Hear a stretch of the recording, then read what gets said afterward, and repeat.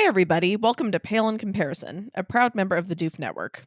In this podcast, my sister uses her knowledge of the Otherverse to take a look at Pact, Wildbow's least chill work, and it doesn't really matter if I give away any spoilers anymore. I'm Jenny, and Malia convinced me to read Worm. I'm Malia, and Jenny convinced me to read everything else. This episode, we are covering the Epilogue. Before we get into that, however, I'd like to issue a spoiler warning. This podcast is filled with pale spoilers. If you don't know what kind of animal Sheridan uses as her boon companion, and don't want us to tell you, stop now, read Pale, and come back to this podcast. As for Pact, there will be spoilers for the whole damn thing. Oh my goodness gracious, I cannot believe it. I know. We are right here. I can't believe it. I can't believe it. It's How do you wild. feel? How does it feel? I'm excited to go into the Pact spoilers channel and read everything. Not everything, but like, I mean, yes, everything. Just yeah, like it's weird knowing that I know as much as anyone else does about Pact. that's pretty wild. Except, I guess Wildbow probably knows more, but you know. Yeah, probably. Yeah, that's true. Yeah, you could just like search her name as people being like, "Oh, it's hilarious," and Malia, blah blah blah blah blah. Listen, this was so dumb. I haven't seen anything like that. It's just been like, "Wow, Malia Sure. was really close on," or blah blah blah. You know. All right. I mean, let's see. So I do have a tangent thing. So Oh, yeah, I'm wondering go if for I it. should talk about that because that's about this podcast. We have to have a tangent thrown in every now and then. Okay. So this is really random, but you know how like there have been, I think this is kind of older now, but they've been trying to make like a scary like Winnie the Pooh type of movie, like 100 Acre Wood. Have you heard of that? It sounds awful. I mean, it's just stupid. It's like, um, it's just trying to make, I thought we were past trying to make things edgy. Like, Winnie the Pooh is sacred. oh, hell no. If they can make money, Mm, they are gonna make stuff edgy. okay. At least I thought that was what it was called. Scary Pooh movie. Pooh. Have to spell that properly. Okay, it's called Winnie the Pooh Blood and Honey. Oh my god. It's so It's a stupid. joke, right? It sounds like a joke. Okay, so it's after Christopher Robin abandons them for college, Pooh and Piglet embark on a bloody rampage as they search for a new source of food. What? Oh my gosh. Okay, so shockingly on IMDb, it's 2.9 out of 10 stars. So wait, this exists? This exists. Okay. It's not yet rated, which I don't know. It says, yeah, I guess after like Christopher Robin leaves, they're angry and abandoned, and the two become feral. After getting a taste for blood, Winnie the Pooh and Piglet set off to find a new source of food. Just what the fuck? Okay, so yeah, so the main feature review, just the title says contender for worst movie of the decade, which like perfect. So yeah, I was assuming you'd heard about that, which I guess you hadn't, Nope. which I think is fine because it just seems fucking terrible. But I had an idea for the next Disney horror film. Oh, okay, cool, actually. Cool, go. And this is because I was looking at a bottle of wine that I bought. It's called Omen. And you know what you get when you spell Omen backwards, Malia? Nemo? Yeah. Yes. The ocean's really scary, so... The ocean's okay. scary.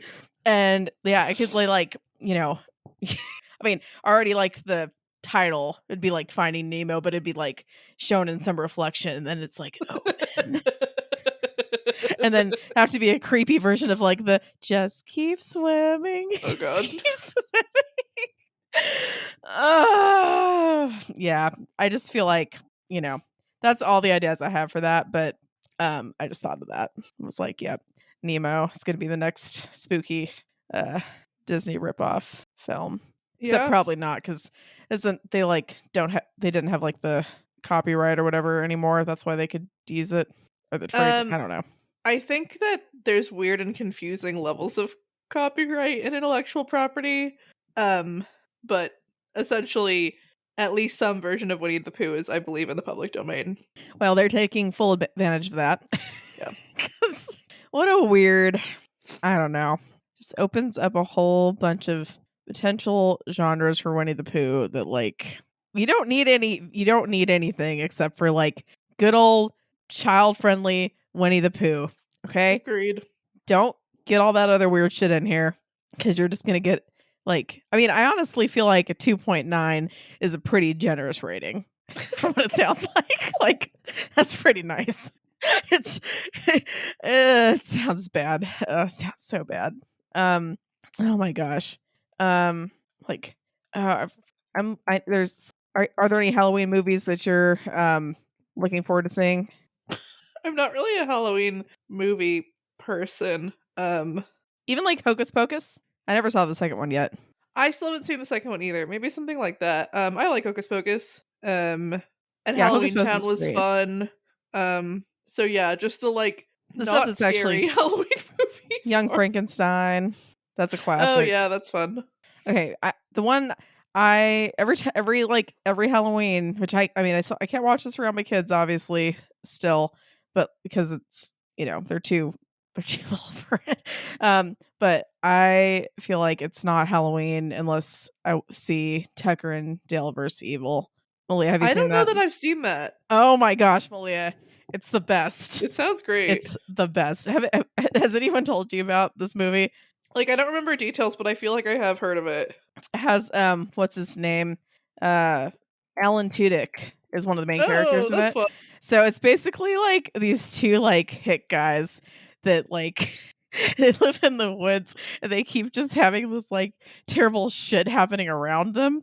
Which like okay, so it's like there's a bunch of like stupid teenagers or like college students or something that are camping in the woods and they basically are like you know so, shit just keeps happening to where like stuff keeps happening to the teenagers or the college students around them and they're like okay, I'm not doing a good job explaining this but like hold on, let me just see if I can get a synopsis of this. I'm not okay, so this is much better at least than what I was trying to say. Affable hillbillies Tucker and Dale are on vacation at their dilapidated mountain cabin when they are mistaken for murderers by a group of preppy college students. Shit. It's and they're like really nice guys and it's just like I don't know, it's really really funny. It can get a bit gory in certain parts but it's pretty fucking funny. You don't look convinced but it's so good. No, yeah, I mean, that sounds solid. It's pretty solid. All right. I guess we're going to have to do this and then it means that it's going to be done, which is fucking weird, but we're going to do it. We're So, gonna do it. the last chapter summary of Pact.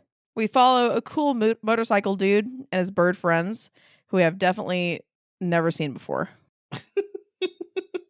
All right, Malia, what did you think of this chapter?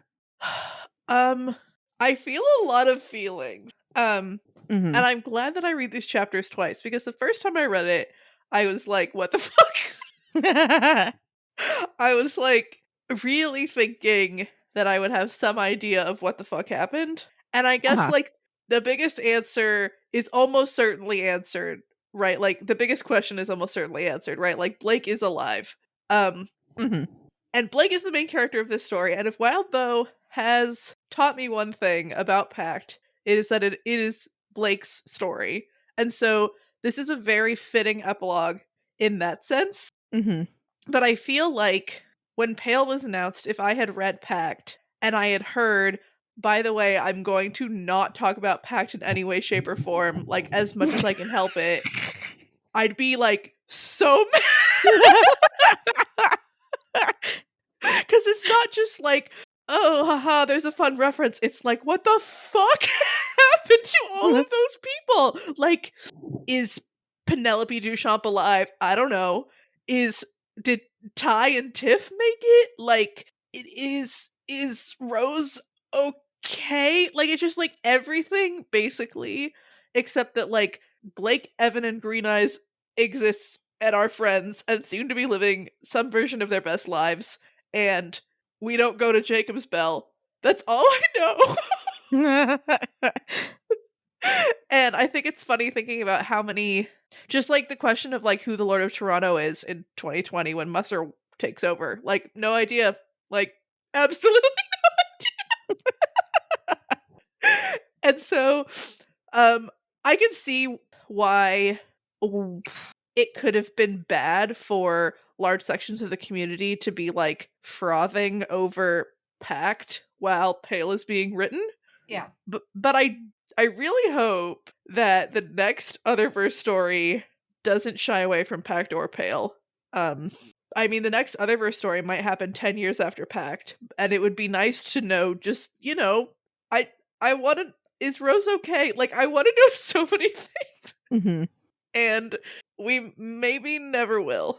And so I was like kind of upset the first time I read it, but then the second time I read it, I was like, this was actually really great and beautiful, and I think, really happy for Blake and Evan and Green Eyes. And it is Blake's story. So on my Yeah. second read through, I was like, no, this is a really good ending. I just wish there was more between last chapter and Yeah.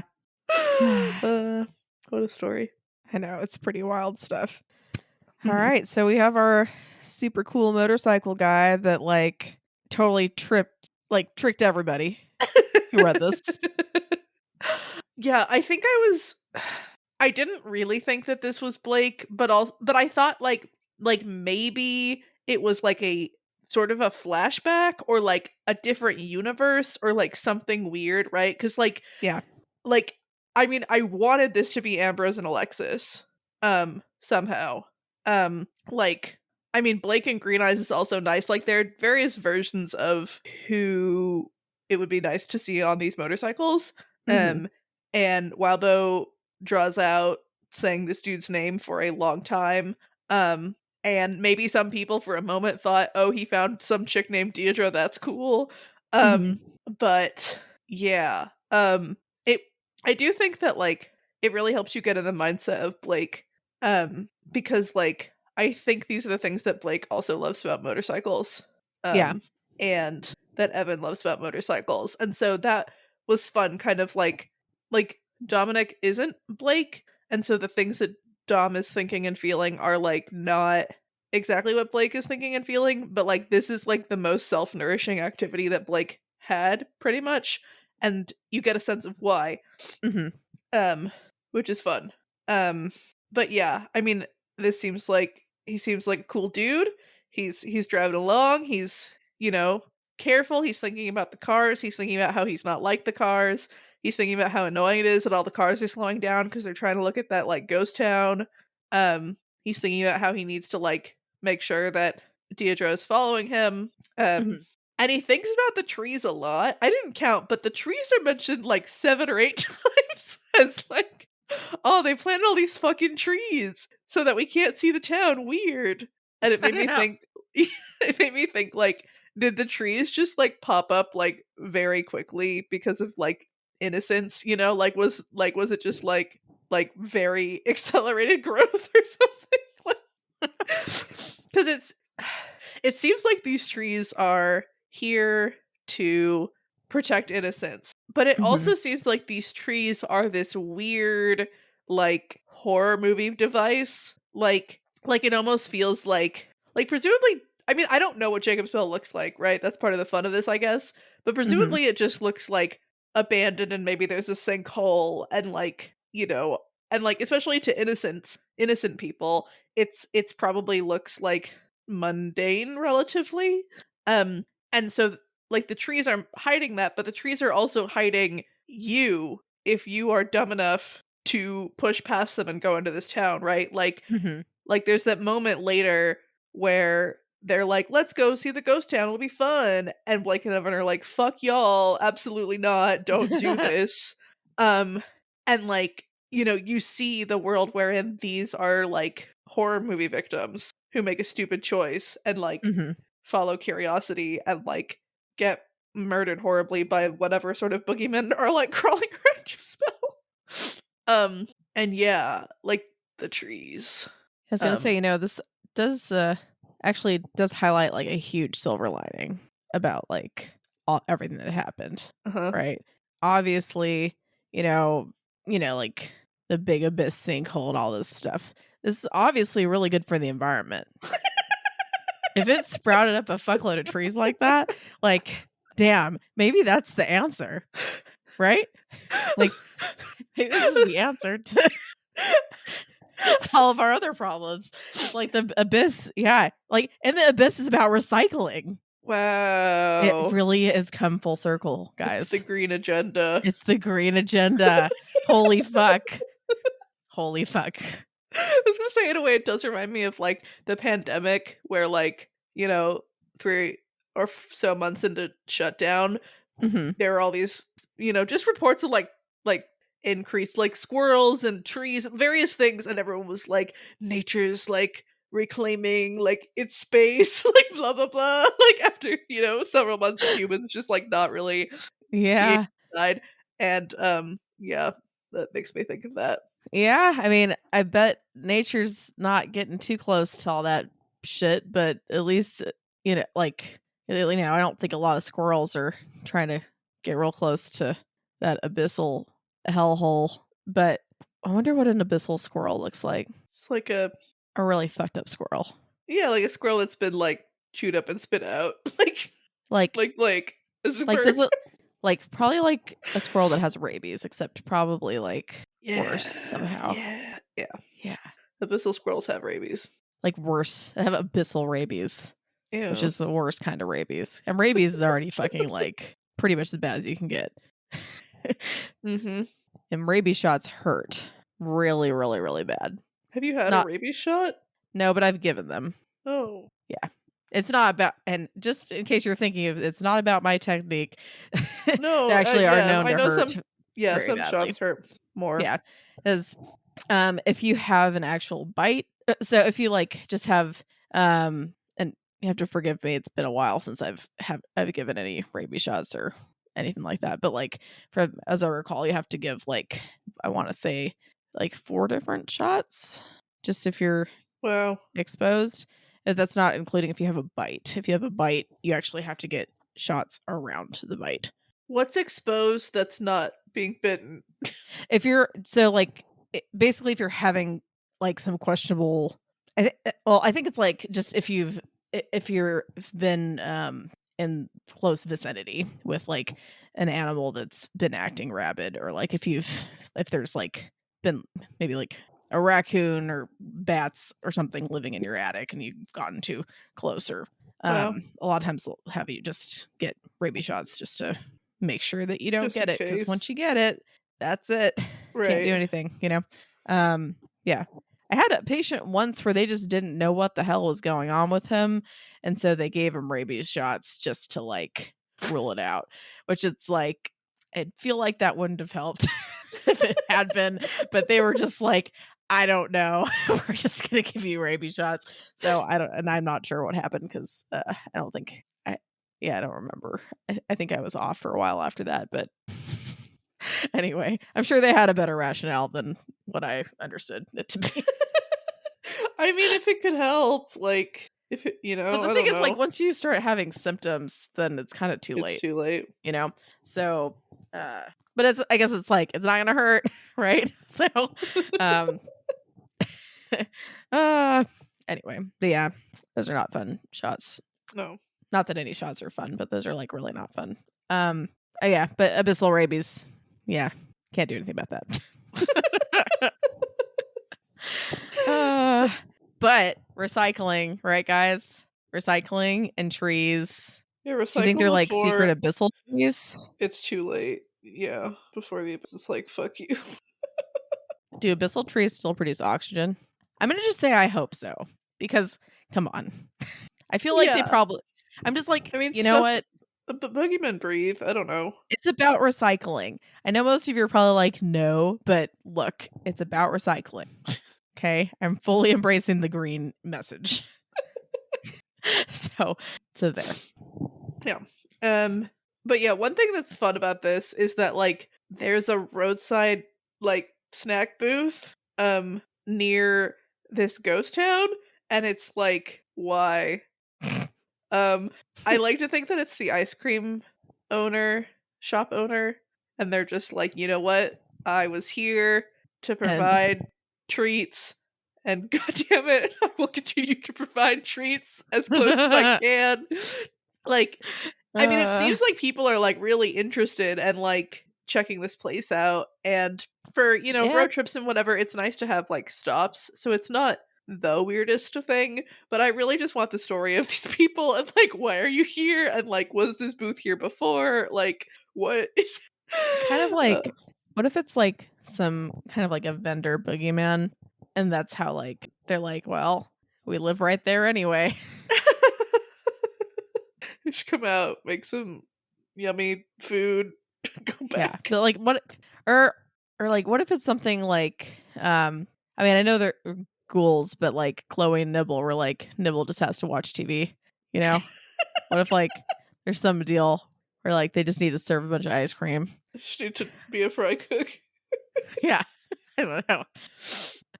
Uh, That's probably not it. But I mean, yeah. yeah, it's like yeah, it does make sense if it's like a ghost town or something that's getting a lot of people visiting. It makes good business sense to just set up something right there for people to get refreshments.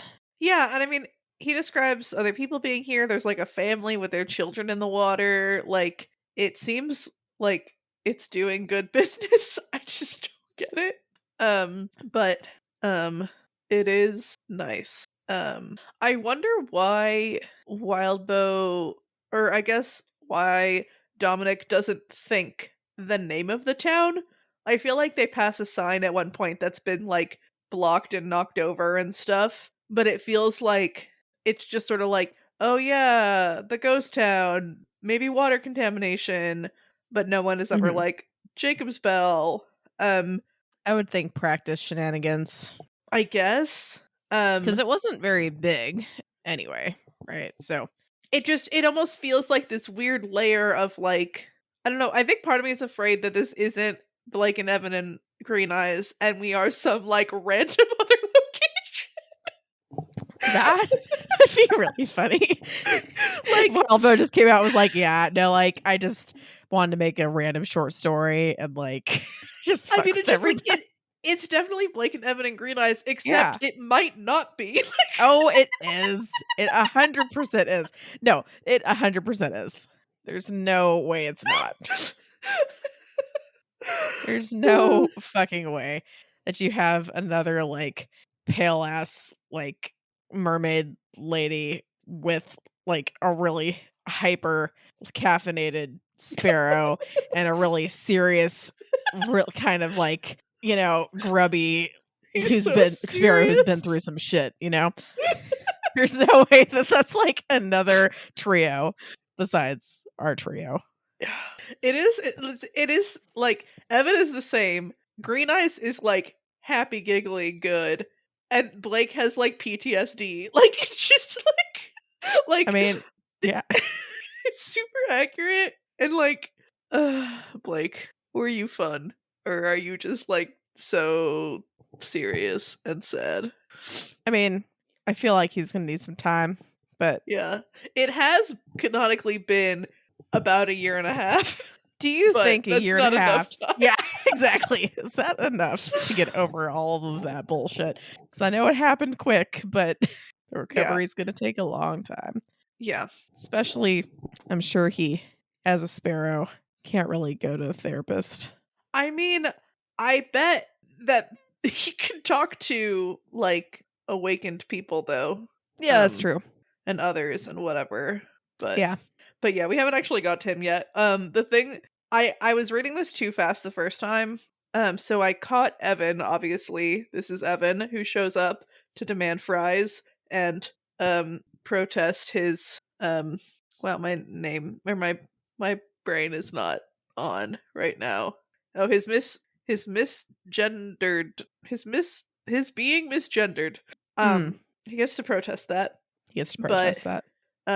he also rightfully protests when Deidre's like, "This was almost adorable enough to justify the lengthy detour." Like, I would get in my car right now and drive to Toronto if I knew there was a fucking bird that would like respond to me when I talk and like hop Yeah. around. Fuck I yes. mean, my husband would like live there. Like he would move. Oh, yeah. It'd be like, just don't tell Ben. Like, I know he'll never forgive you if he finds out, but still, like, you just can't tell Ben I mean, I'd be down to live near Toronto, except I if have a it was job right by Ben. now. But yeah, But maybe not then, right at Jacob's Bell, but yeah, because then Ben would definitely, no offense, he would definitely go beyond the trees.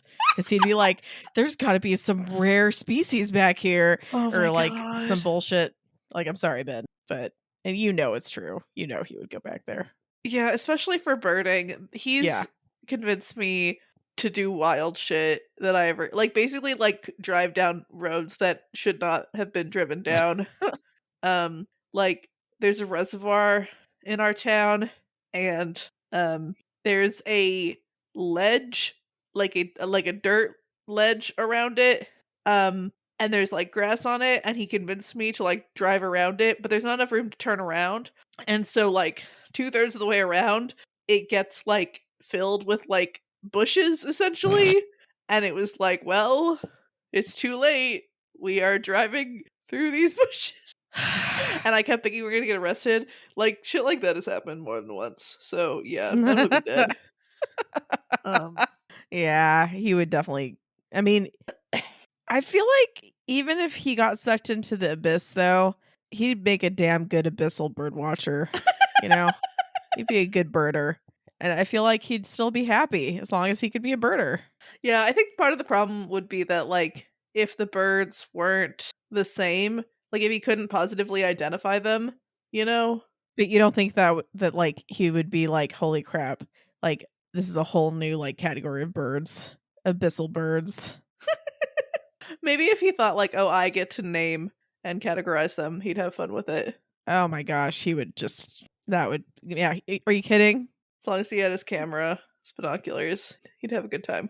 Yeah, he would be fine. He'd be fine. I feel like you make him sound like this like absolute fanatic when he is, I think, He like an is. average birder. Like I don't think he's like That's an average birder? Are you freaking kidding me? yeah. Look, I'm not saying it's a bad thing. I'm just saying, look, that's fanatical. Okay. It's Malia. Again, I'm not saying it's a bad thing because it's not. It's great, I but mean, it is he kind of fanatic. when we were there for a couple or on Maui for a couple weeks one time, he took a bunch of pictures of the birds in mom and dad's backyard and they have like really cool birds and I never noticed. Mhm. But then Ben took a whole bunch of pictures and dad asked to see them and so Ben sat us all down and did kind of like a slideshow of like the birds in the backyard and like told them all like what they were and like where they were from because That's like really cool. birds in Hawaii are from all over the world in a way Mhm. that like they're not on the mainland just because so many of them are like introduced. So he's like, yeah, this bird's from India and this bird's from China and like it was really cool. No, that's awesome, Malia. I'm not putting him down. Believe me, I think it's cool. I think it's a cool hobby, uh, but it's definitely fanatic. Okay. It's the kind of thing where, like, if you're around it a lot, you probably don't like it becomes normalized, and if you're not around it, then it's like, "Oh my gosh, this is a hardcore birder." Probably. But I Yeah. mean, but I haven't seen other birders, so I'm like, he could be a very mild birder, but that doesn't change that it's still fanatic. You should watch a movie called The Big Year. Mhm. Um it's a really good movie and it stars Jack Black, Owen Wilson and Steve Martin Okay. and it's about birders. um Alright. there's this concept where um like you keep a list of all the birds that you identify throughout your whole life. That's called a life list. But then every year you have a bird list as well. And so some people will save up like a whole bunch of money and like time, like all these things so they can do a big year where they identify as many bird species as they possibly can. And so that's what this movie is about. It's about three different dudes who are all going for a big year. And Okay. it's very funny. That's awesome.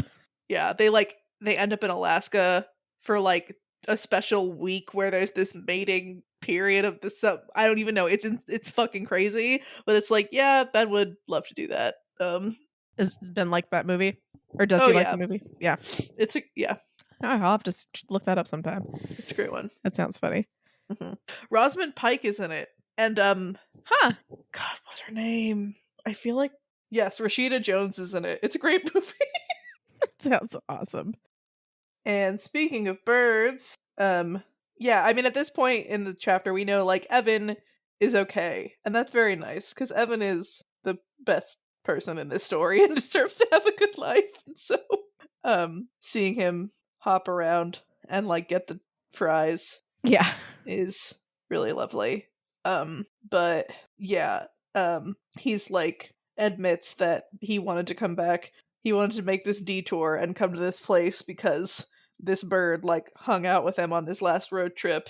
Or his road trip last summer, I guess. And he's a great dude. Although I guess he mentions that a little bit later. He Evan flies off and Dom follows and goes through creepy dark trees and hears a laugh and does not say whether or not it is a creepy laugh, so that's a good sign. And sees an old woman or a girl with platinum blonde hair that the sun has bleached even lighter, wearing a seafoam sweatshirt in the middle of summer, sitting in the water with the bird. And the bird is happy. And Dom is like, "Are you a sparrow trainer?" And as he draws attention to himself, another bird flies into his face because Blake has no chill. No. And I don't something about the way that Blake like will not engage with this man is hilarious. And upsetting. Like Evan is very much like hopping around and like, like looking at him and trying to steal the fries and all this stuff, and Blake is like, "I am here. I am immediately next to you. I will not acknowledge that you exist." um in a way that seems to be a like Blake is on the lookout for bad shit. As evidenced by Dominic's Yeah. story where he almost gets like clipped by a car merging into him and Blake flies into the window. Yeah. It's just like, oh, I love you, Blake. It's like So Blake good. has not changed. No. Blake sees a person Danger. to protect. Right. Yeah. He just goes right head And he's first. like, what is the most self-sacrificial way to resolve the situation? Yeah. To be fair, I'm not sure what else what a could have done. better, but that's the whole thing with Blake. It's like I don't know what a better choice would have been in this situation, but also you flew into a car. As a fucking tiny little sparrow. Yeah. And yeah, so Green Eyes has disappeared, and Dom just allows his brain to not acknowledge that. Yeah. Like he's kind of like, "Oh, where is she?" But also, it's fine. And the birds, go with them and back to the bikes, and they each take their seat on the handlebars of, each bike, which is cute. And yeah, he's like tells the story and talks about how the bird went on the road trip through the states. And then said just like the really great bit of they went as far as Wisconsin and then they ditched him, but then on the way back they found him again. Because like they're visiting the witch's grave, which is really sweet, and I love that detail. Yeah. And yeah, he's like, "Oh yeah, I guess these dudes are kind of like guardian angels," but like is like pauses, and part of me is like, is that because you have some sense that angels fucking suck, or is it because it's weird to think that a bird is a spirit watching out for people? Because I was going to say, I wonder if they would have gotten pissed off if he called them guardian angels, just because, like, fuck that guy. Angels fucking suck. That's really funny. Yeah. I wanted to look up Labrador, Canada, because that's where they say that they're going. Is that a weird sign also connected to the angel? Because it's a dog. Oh. Apparently it's like Newfoundland, which is also a dog. Newfoundland and Labrador is the Oh. most easterly province in Canada. Hmm. I feel like I didn't know that it was and Labrador. I've only ever heard of Newfoundland, so Hmm. sorry, Canadians. You know what? It's all right. We learn something new every day, and that's cool. Yeah, it seems like a nice place to go, Yeah, especially in the summer. it's called Labrador, which I don't know. The dog's probably named after the place. I don't know, but Or still, the place that this place is named after, something like that. Yeah. yeah. But I'm gonna pretend like it's named after the Labrador dogs, and that means it has to be a nice place. Yeah. But before they go off, Dom suggests that they go check out this ghost town, and the birds are like, "No fucking way." And Deirdre's like, "Maybe it's like that sense that animals have when there's an earthquake or whatever. Like maybe it's like, or there's like poison gas, like maybe they know that it's bad and they won't go there." Mm-hmm. And Dom's like, "Yeah, okay, I guess let's not." And Deirdre's like, "Cool, because I had a really bad feeling, like the feeling that you described, like before you almost died because car Mm-hmm. but I wasn't gonna mention it until now or something. So like trust your instincts, Deirdre. Like speak your feelings. That's right. Uh, and Dom thinks about the girl in the water, and I think kind of is like, oh, maybe she'll hang out with these birds if we go by the water or something. And Evan's like, yay, water, and Blake acknowledges Dominic's existence. And so Dominic's like, great, water. Water it is. Yeah.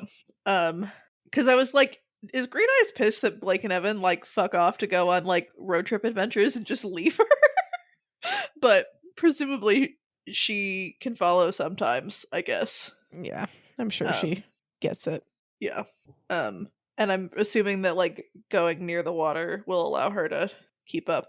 But yeah, Yeah. like Blake kind of gets knocked off the motorcycle, but he flies and the road bends and he flies straight, and so he kind of catches up, and Evan's up there with him, and he'll always catch up to him for the whole trip, cuz again, like, I mean, they're spirits protecting motorcyclists in this area, and that's really cool. And yeah, I don't know, it's just presumably like Rose saved Blake. Like we know at least that she didn't just like completely obliterate him Yeah. at the end of last chapter. And so like that's really heartwarming. That like, cuz Evan, is kind of like, Blake's alive, I'm alive, we can fix Blake, we can fix me. And like she did, question mark. Mm-hmm. And that's lovely. I mean, it's kind of nuts that it's like you took flesh and sticks and eyeballs and turned it into a bird. But if you could do that and make Gillette, you could probably make a bird, right? Is Sparrow Blake, is Bird Blake a fetch? I mean, And that reminds me of the fact that like we will never know what happened to Joanna Duchamp. what happened to what? Sorry, I didn't hear. Joanna Duchamp. Mm, We will never know. I was thinking about this. So they sort of are like, oh, the fairies, like, will they fuck off? Are they free now? And they're like, yeah, maybe they're free now. And like, did they just leave her in that house? Or like, what? Because presumably you wouldn't be like, okay, go back to your family. Now they know that I imprisoned you for a year. Yay. yay. It's wild. Mm-hmm. Yeah. Yeah. But then yeah, the last line, he smiled, accelerating, content to be leaving it all behind. Also feels very Blake, and that's nice. Yeah. It's crazy. Pact. Wonder if it also is called that because it's all packed in together. It's all squished in there. It is all squished in there. Yeah. It's like, oh, this happened in a very short amount of time. Mm-hmm. What are your thoughts? Yeah, I mean, this was a fun story and has a lot of great characters, and I do wish that I had more of a resolution for a lot of them, but ultimately, like, it is a really good story about Blake. Yeah. How do Yeah. you feel?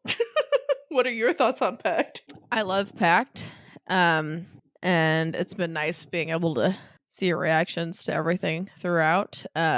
Also have better insight than I had when I first read it. It's for sure. It's It because I'm is reading it twice and like thinking about, like you're analyzing stuff. like That is true. That is helpful. But yeah, so Do you remember how quickly you read Pact? I don't. It was after it was released. It wasn't like as it was being released or anything, Mm-hmm. but I think it was pretty quick. I definitely like because I kept wanting to like see what the next part was. Uh-huh. So I was trying to be like, bam, bam, bam. But I mean, there's definitely a lot of parts that I didn't remember very well Mm. until we reread it here. Yeah, I mean, there's a lot of parts that I don't remember well. It'll be fun to like look back on the whole story at some point. Yeah, that'll be really cool. Yes. But I think at one point I promised that I would do a poem for Alexis. Yeah, you did. I did think that we would have more of a resolution about her, and that is something that I'm sad about. Also not seeing Tiff and Ty again at the end is something I'm sad about, but I found I found a poem for her, and having had her, or like having thought of her during this chapter, it also feels like a good time to have this poem. Okay. But I don't know why my throat got scratchy. I'm going to try to make it through this. But this poem is called Weird Girl by Helena Manson, or Helena Manson. Okay. Weird girl peeking through the mirror glass. Weird girl sitting on a bit of grass. Sweet, peculiar little thing, who cut off your silken wings. They detested you and pushed you in their hostile quarantine, left you there unloved and lonely, guarded by a black, imposing, ogre looking peregrine. You worked so hard to feel at ease. In the hole, you're left to freeze. You sang songs of lost companions and wrote tales about the trees, describing worlds and hidden peoples that await beyond the seas. With your charm and air of mystery, you allured the giant bird, who, mesmerized, went on to help you, with a passion quite absurd. It fell in desperate love with you, and followed you in every step. It hung his contour over you, and placed his wings where yours should rest. Poor girl, poor bird, poor sick, sad world, who cursed you both. Now where is left for you to go? And who will care to catch your fall? You stride as one across this god-forsaken land, deserted, undiscovered, so vast and yet completely banned, hiding magic in your pockets and dreams so tactfully offhand. Weird girl, oh how you weep for the future that you'll never live, with the peregrine beside you and sparkles pouring from your heart. Don't fret now, for we both know that the world is on your part. How do you find these? This one was insane. This one was like, yeah, I don't know. Like, what the fuck? I That did so well. I know. I searched approximately 2 minutes on Google and I found this. And I was like, What? yeah, it was insane. I mean, I'm impressed with your Googles because, it's okay. Yeah, no, I'm not good at researching things on the internet, except I guess Apparently, poems that's for not Pact true. characters. It's just poetry for Pact characters. Poetry for That's Pact. it.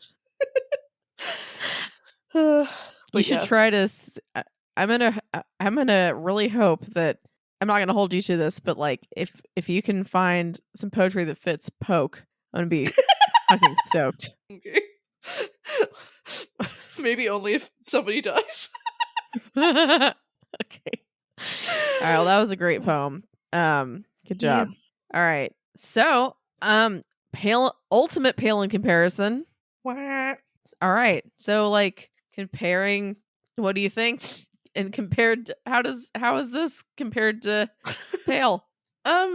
I was trying to think of a specific moment where we see the Kenneteers from someone else's perspective.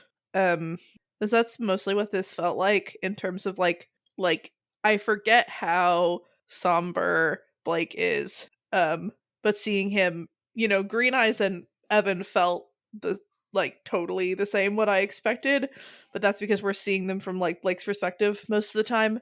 Um and so like moments when we're seeing the Kenneteers from the outside, but I can't think of any like innocent perspectives in Pale. Um but yeah. Oh, one thing that another thing I thought of was like the fried foods. Like fried zucchini isn't something I've ever seen at a like burger stand, and maybe that's because I like don't live in Canada or whatever. Yeah, maybe. But I feel like Walbo has a really like a knack in the other verse in particular for like fried vegetables and like kind of unhealthy stuff with a twist in a way that's fun. Like I've had sweet potato fries, but just like, like the fried pickles that Avery orders and different things, like that felt very pale. I mean, fried pickles are pretty big on the mainland over here, but True. But there are a lot of fried vegetables that are like, that sounds fucking delicious. right. It's kind of like, oh, like it's just a little bit unusual. Now like going just thinking about Pale and going back to that, let me see, when we come across the demon baby thing and people were like freaking out about that. I guess looking back at that, does that make sense? Yeah, no. I guess I didn't explicitly say demon at the time, but like I mean it did talk a lot like how Pose talked. yeah. Like it was very like, I will rip your insides out and put them on your outsides and you'll wish that they were on the Yeah. No, I like, mean 100%. Yeah, is demonic or like an imp or something. But like, but let's if everyone in like the the the that was chapter like spoilery thing. Yeah, that was but like one of the first Pact adjacent references of the story. Is that that's like why? that's like one of the ones that like sticks out the most. It's like one of the first things where it's like, holy shit, this is it's happening, guys. Like, there's some demons. Oh no. Yeah, I did have a sense reading Pale that like the abyss was a bigger presence and we weren't seeing it. Mhm. Like when we get Edith's interlude, and the dad boogeyman guy, that is in the Carmine contest, and like I feel like by the end of Pale, there's kind of a lot of abyssal stuff to the point where maybe and the average Pale reader like gets it more. But at first it felt like this weird thing of like, what the fuck is that? It Yeah. feels like such a thing. Yeah, I still think that like Eloise Duchamp is one, and then Ainsley. Those are the most exciting Pact references to me, just because I don't know, characters are fun. Mhm. Yeah, demons are fun too, I guess. As long as you're far away from them. Yes. Far, far away. All right. I know you didn't expect this part, but Oh no. it's time for a bold and specific prediction section. And I know what you're thinking. What the fuck is there to predict? But we're not done. We have Poke. So I need your bold and specific prediction about what the fuck is happening with Poke. Because I don't know what you know about it, or if you know anything. But Okay, here's what I know or think I know about Poke. okay. It's 4 chapters. I feel Okay. like I've heard that it's not technically finished. Okay. And then I think it has something to do with goblins. Okay.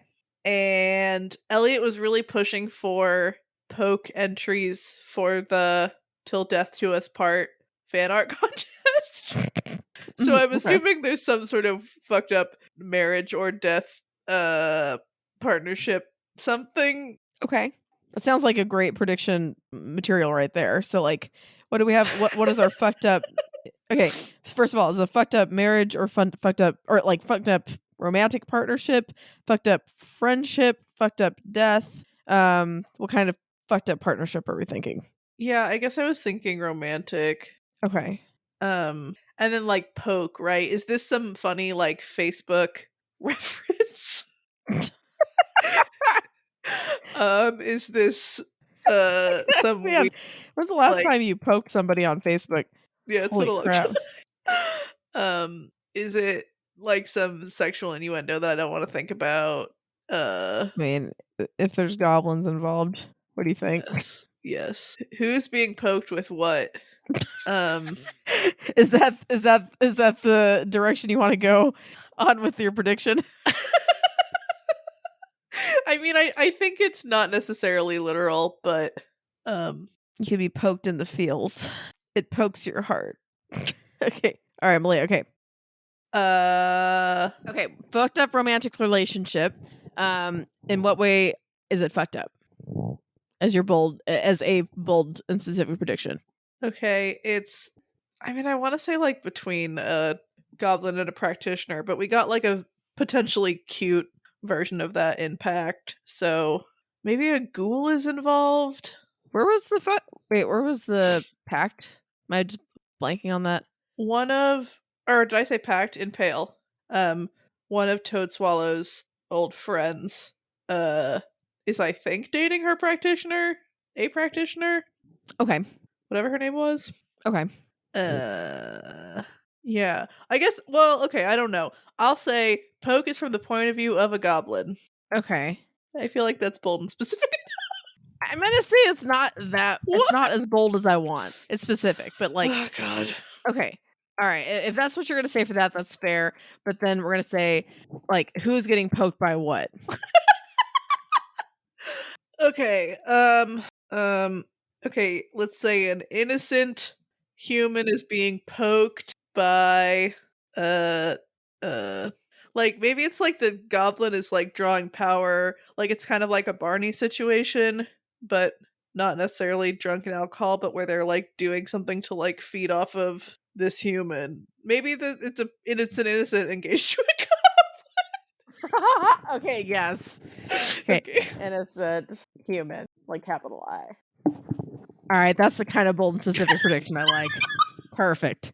An innocent human is engaged to a goblin. Yep. Perfect. Yep. All right.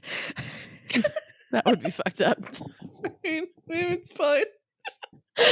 All right. All right, our previous discussion question, guys. What's your favorite moment from Pact? We're going to start from Hobo. Oh man, I shouldn't start with Hobo Demon cuz what the fuck is This is a reference to the fact that you copied and pasted something weird.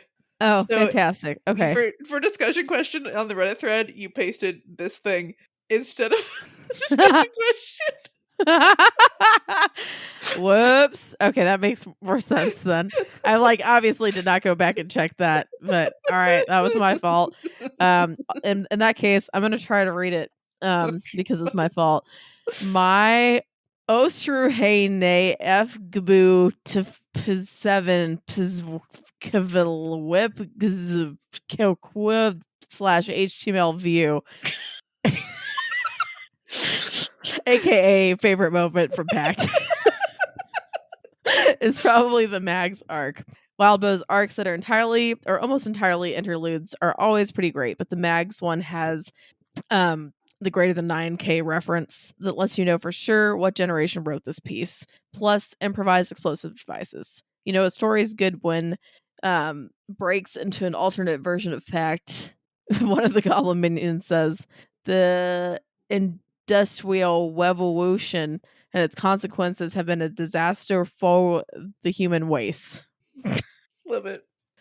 Ripper1337 says, my favorite moment is probably Laird's death. Dude has been such a thorn in Blake's side the entire time, then just threw Blake's trauma back in his face and was so goddamn smug up to getting stabbed in the throat.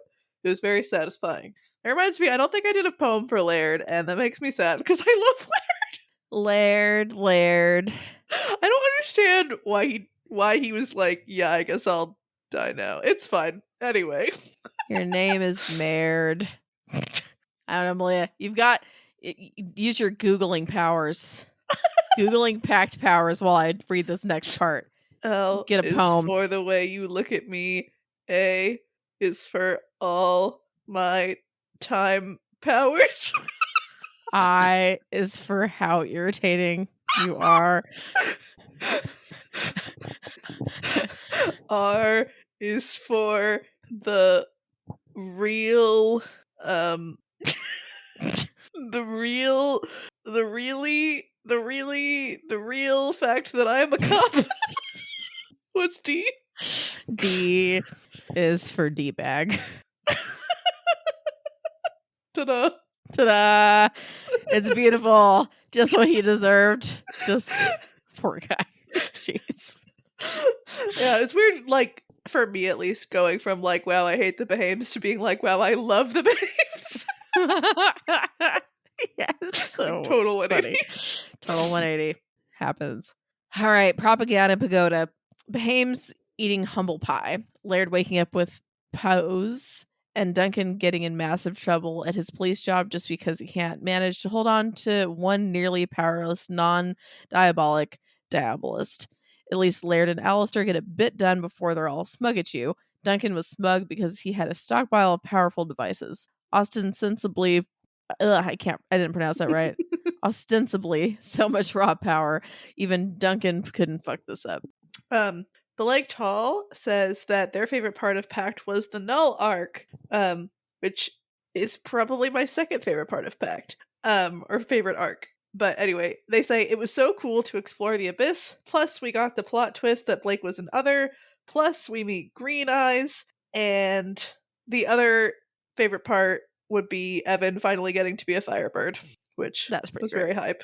That was super hype. Captain Rhino says, one of my favorite things about Pact is how relentless it is, particularly the second half. Arcs 12 through 16 take place over a single, albeit magically extended, night, which with virtually no let-ups. As for some specific favorite moments, Ornament in 2.5, Rose complaining about goblins in 3.5, Blake almost escaping for the first time in 5.2, and then the reveal that Duncan can time loop him back to the beginning, the horror of what Pedrick did when he steals Maggie's name in 8.2, Blake fighting a dragon whilst being made of wood in 14.4. Yes! I love that part. Blake / Rose's machete turning into the hyena in 16.8. Very cinematic. Also, I feel like this Google Docs is being kind of a dick because they are acting like favorite with a U is an incorrect spelling. Which, well, it's right. It is an incorrect spelling. Well, isn't it like isn't that one of those things where like in some places with an extra U? Yeah, and they're wrong. Oh, damn. Okay. It's the British spelling. I know, that's what I'm saying. It's fine. It's not wrong. It's just different. Yeah, And it is Google's obnoxious like, that they... fuck you. Yeah. We're gonna underline it in red and be like, did you mean favorite without your extra? You know what? If they want to add an extra verb or a vowel, I can't. Why am I saying things that make It's no fine. sense? It's Verb. Yep. Just add an extra verb to the middle of the word. Uh-huh.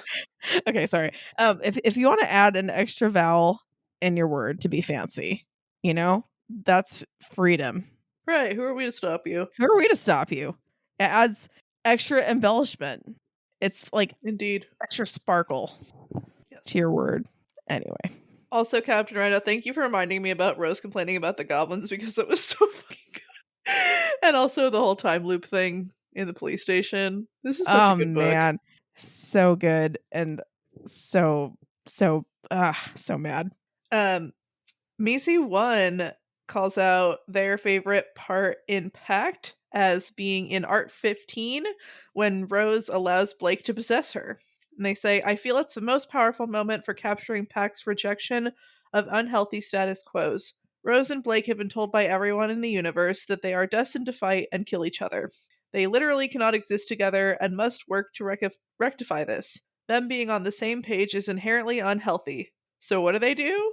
Tell their companions, fiance, and mermaid girlfriend, the Abyss, and the universe as a whole to go fuck itself and team up carrying this energy right through until the end. Not even the entire system of karma can prevent these two from teaming up to do what's right. I fucking love that.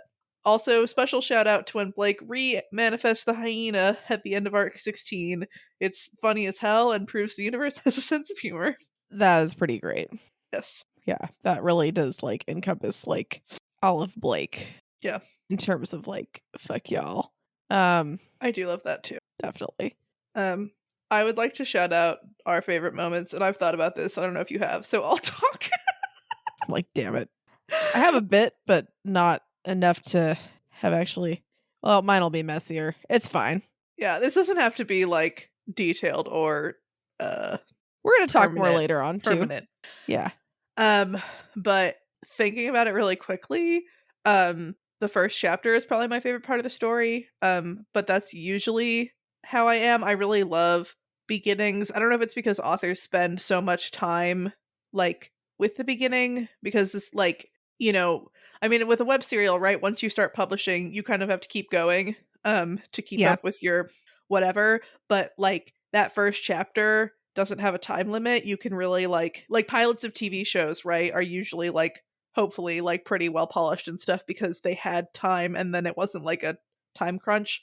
But just the mystery of it all, and fucking Grandma Rose, and like the Thorburns are there, which is always fucking great, and like I love it. The like Molly's dead, you're next. It's so epic. Yes. But yeah, arc 12 is probably my favorite arc. You get the Thorburns, you get the tenements, we meet the true hero of the story, Mr. Grimace. And then I don't know why I sort of picked these out, but like Sandra's interlude was probably my favorite interlude. And then I was thinking of who my favorite character was, and I don't know, but probably Evan. It's hard to beat Evan. He's so great. But yeah, you, with all due respect, you evil rancid cunt, or whatever he said. Yeah. Like, how do you beat that? It's like, did you really mean that? And yes, I really fucking mean that. And she's like, this is my man. Like, I approve. She could have said something like, I've made you what you are, and it would have been the truth. Yeah. I agree. I love the first chapter. It's like super epic with like Rose like smashing the mirror and the getting tricked by the pizza guy. It's hilarious. It just That's so a really great moment. Dark. I liked when they were looking at, I guess, the books and kind of going into detail about like learning. Really liked all of Grandma Rose's diary entries. Those were so cool just to look back on and then see like this poor little innocent child talking about how like, she, got whipped until she peed pink, and like, just really sad little things, and seeing how she obviously grows up and, loses all that innocence. And let's see, I liked all Blake's poor Blake. Like when his multiple things with Conquest where he had to go and like to deal with poos. Like all that was like really creepy and interesting. And when he bound the hyena, and just like seeing Evan kind of before and then kind of getting to kind of come into himself is fantastic. The whole like, with Blake getting sucked into the abyss pretty much, like getting eaten. Great. Well, it's not great, but but I really like the part where all the Thorburns like go into the abyss and they all have all that really awful stuff, like Roxanne with the bugs crawling underneath her skin, and then Kathy in the fucking book. Something about that, it was like fucking horrifying, and I loved it. Like, oh my gosh, it's so scary. And I loved it so much. And I really liked the last arc too. Especially like, I don't know, when Jeremy makes them all drunk. I That don't know, something about that was kind of funny. I mean, yeah. I don't know if it's supposed to be funny, but just was like, this is the answer. Get everybody drunk right now, and like, yeah. Everything about the barber as well. Very interesting reading about all that, like the history and stuff. Yeah, fucking loved it. It's great. Yeah. It's there's so much in this story. It's so good. Yes. Very, very good. All right. So this is the time where we usually talk about our new discussion question. So we're going to kind of talk about like what we're going to be doing next. We want to go over Poke because it's a fantastic idea. So we're going to be having 2 episodes on Poke, and then Mhm. we're going to be wanting to do kind of an overall episode where we talk about the experience of the podcast and have like a Q&A type of deal. So I'm thinking as our discussion question, if y'all could just send us questions that you have about any other thoughts about the story or about how it was recording this podcast, or like what our favorite dessert is. I don't know, whatever the hell you guys want to ask us about, please do so. And for that last episode, we will put those in and answer some questions. And feel free to ask anything that you want. I mean, I can't promise we're going to answer everything, depending on if you take that like really, really literally. But yeah, ask us anything you want. And does that sound good, Malia? Yeah. I think that's good.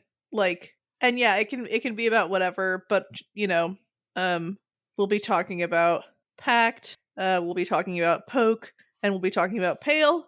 Um and so and then also this podcast, it'll be fun to go over my predictions, and we might reminisce on some of the weird shit we've talked about.